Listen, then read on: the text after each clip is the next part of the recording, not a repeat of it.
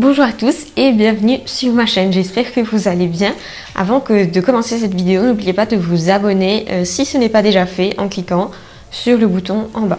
Ça fait 2 semaines que je ne vous ai pas vu et je reviens avec un nouveau sujet qui est un sujet que je trouve intéressant personnellement et auquel j'ai été confrontée de nombreuses fois dans ma vie. Il s'agit de la compétition entre femmes. Quand je vous dis le mot compétition, vous pensez tout de suite forcément à quelque chose de violent et vous êtes nombreux à l'associer à quelque chose de négatif et d'agressif. Depuis toujours, en fait, la compétition est vue comme étant quelque chose de très masculin. Donc avant, les hommes se battaient pour le territoire et pour l'attention des femmes, mais il faut savoir que la compétition entre femmes vient principalement, exclusivement des traits en fait qui peuvent être utilisés pour attirer les hommes, donc pour avoir leur attention. La compétition entre filles et entre femmes, elle est connue depuis le plus jeune âge, mais elle s'intensifie au cours du temps. La compétition entre hommes, à l'inverse, est vue comme beaucoup plus saine, dans le sens où elle est beaucoup plus utilisée pour qu'un homme soit meilleur dans un domaine particulier. Chez les femmes, pourquoi la compétition est vue comme quelque chose de plus malsain ? C'est tout simplement parce que on apprend toujours aux femmes que quand on gagne, c'est toujours au détriment de quelqu'un d'autre. Donc c'est le côté un peu intuitif, avec beaucoup d'empathie féminin qui prend le dessus. C'est pas étonnant, encore une fois, que les hommes soient plus facilement vus comme des frères entre eux, mais que des femmes, on ne dira jamais des sœurs en fait, parce que justement à cause de cet esprit de compétitivité, peu importe à quel point on peut être amis. Le phénomène de jalousie ou de compétition chez les femmes est principalement dû justement à des traits qui ont, comme je vous disais, qui ont de l'importance pour attirer les hommes. Ce n'est pas uniquement physique, mais c'est aussi d'autres traits qui peuvent attirer les hommes. Donc c'est pour ça que quand on voit une femme en fait qui réussit, qui a confiance en elle et qui a des traits de caractère qui rayonnent la puissance, l'influence, etc., on a tendance soit à l'envier, à être jalouse d'elle ou à vouloir se rapprocher d'elle. Tout simplement parce qu'on sent que la présence de cette personne réduit nos chances, nous, avec les hommes, qu'on soit marié ou pas, qu'on soit en couple ou pas.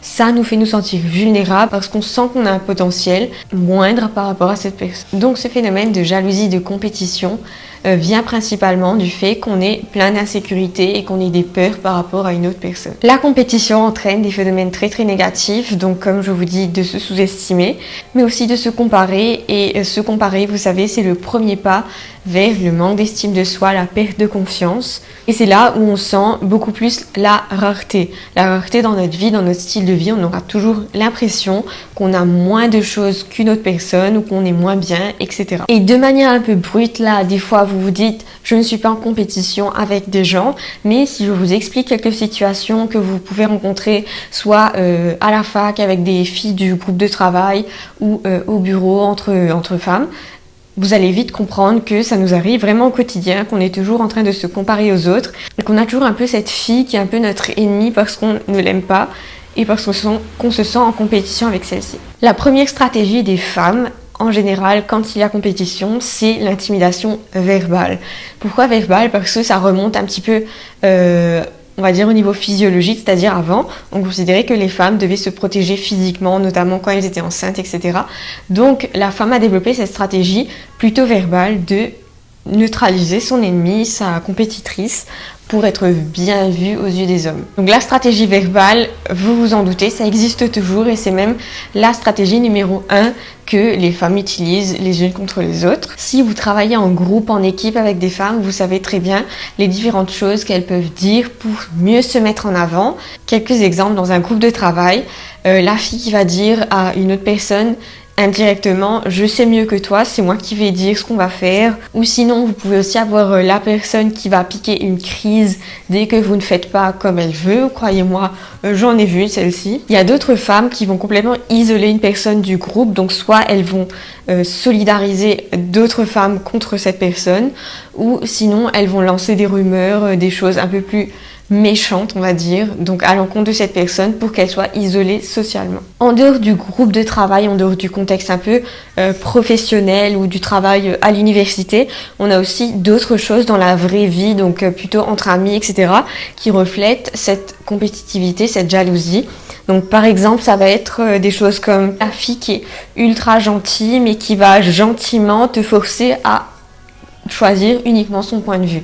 Ou sinon ce sera celle, et celle-ci on la connaît toutes, c'est la fille qui va faire des blagues un petit peu méchantes et qui passerait presque pour ironique, sauf que au fond tu sais que c'est pas des blagues et en fait elle utilise cette stratégie pour t'intimider. On a aussi l'autre type de gens, ça on en rencontre aussi au travail des fois, c'est la personne qui ne fait rien mais qui va essayer de se mettre en avant quand même et de prendre le mérite pour d'autres gens. Et enfin, le dernier type de personne que moi je pense est commune, c'est la personne qui te demande souvent de lui rendre des services mais qui à côté n'est pas prêt de t'en rendre. En fait, dès qu'elle a ce qu'elle veut, elle ne va plus revenir vers toi, ou dès que tu lui demandes quelque chose, elle va esquiver ou elle va faire semblant de ne pas se rappeler que tu lui as rendu un service.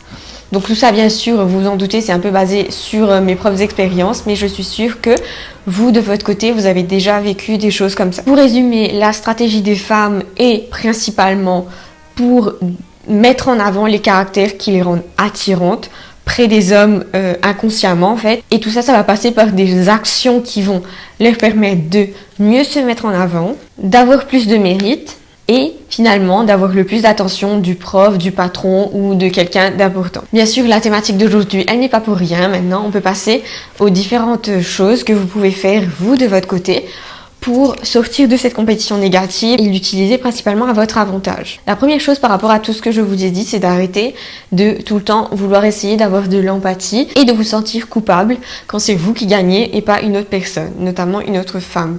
Même si c'est une copine, même si c'est quelqu'un avec qui vous êtes proche, ne vous sentez pas coupable parce que vous avez gagné et vous êtes heureuse et que l'autre personne a moins bien réussi et qu'elle est moins heureuse. La deuxième astuce pour gérer la compétition, c'est d'agir là où vous êtes le plus fort en fait.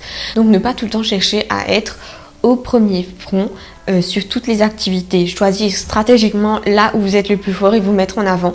Donc c'est vraiment appliquer le principe de Pareto, c'est-à-dire investir votre énergie dans 20% des activités qui vont vous donner 80% des résultats, donc le mérite que vous voulez. Deuxième chose, c'est vraiment arrêter de se comparer mais se spécialiser dans des choses et se spécialiser dans des actions qui sont indispensables. Donc que vous soyez au boulot ou à la fac, si vous travaillez en groupe de filles, spécialisez-vous dans une tâche qui est indispensable au groupe et pour lequel on doit vous solliciter. Donc pour vous donner un exemple, quand vous travaillez en groupe, il y en a bien un qui est meilleur que tous les autres, soit par exemple dans des animations ou dans des diaporamas un petit peu stylés.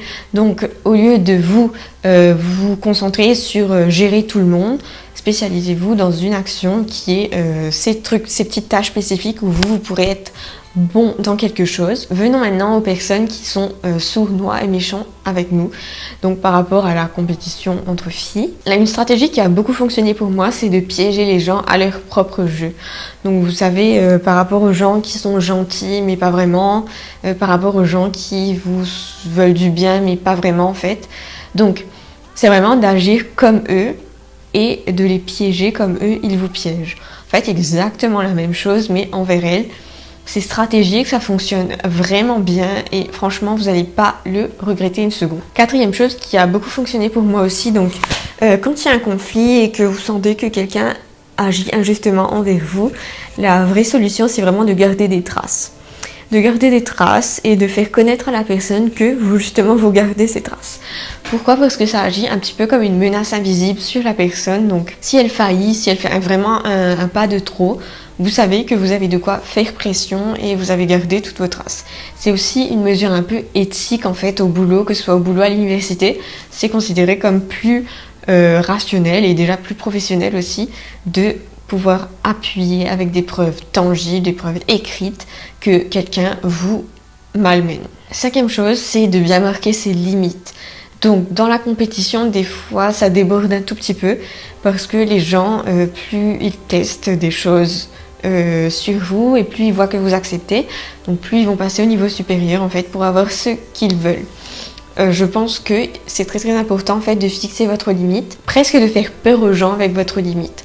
Presque de faire comprendre aux gens que si ils ne respectent pas cette limite de comportement, de ton de voix, etc., que vous n'allez pas accepter d'être malmené et que du coup vous allez prendre des mesures drastiques. Et enfin, la 6e mesure, c'est de ne pas avoir peur de remettre en question le statu quo. C'est le fait de ne pas accepter que les statuts qui ne sont pas écrits, donc vous savez, par exemple dans un groupe, vous avez toujours une espèce de meneuse en fait qui s'est autoproclamée meneuse et qui dirige tout de A à Z sans demander l'avis de personne. Ce que je vous demande, c'est vraiment de ne pas hésiter à remettre en question ce type de statut qui met les gens mal à l'aise, qui fait que les gens n'ont pas envie de se donner la peine de remettre en question ce statut parce que ça peut créer des conflits. Mais voilà, si les gens qui ont pris une position spécifique ne sont pas adéquats, je pense qu'il faut intervenir et qu'il faut ne pas hésiter en fait à se mettre un peu en avant pour déloger un petit peu cette personne qui prend toute la place. En tout cas pour moi, la compétition entre filles a été un vrai challenge tout le long de ma vie et je pense qu'il y a des périodes en fait, des âges où ça devient assez horrible en fait, surtout quand on est jeune et qu'on est vulnérable. Heureusement, il y a un âge où on est adulte et qu'on n'a pas peur de dire les choses. J'espère que ça vous arrivera aussi. C'est tout pour la petite vidéo d'aujourd'hui. J'espère que vous l'aurez trouvé utile. Si vous avez des histoires à me raconter sur comment vous avez vécu une compétition malsaine entre filles, ce que vous avez fait pour y remédier, n'hésitez pas à me le raconter en commentaire. Je serai très contente de lire vos petits messages. En tout cas, moi je vous retrouve très vite avec une nouvelle vidéo. N'oubliez pas de vous abonner et mettre un j'aime sur cette vidéo si vous l'avez aimée. Je vous dis à très vite et prenez soin de vous.